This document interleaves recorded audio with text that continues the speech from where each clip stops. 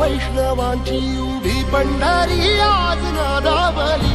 तुझे नाव ओठी तुझे रूप ध्यानी जीवाला तुझी आस गा लागली. जरी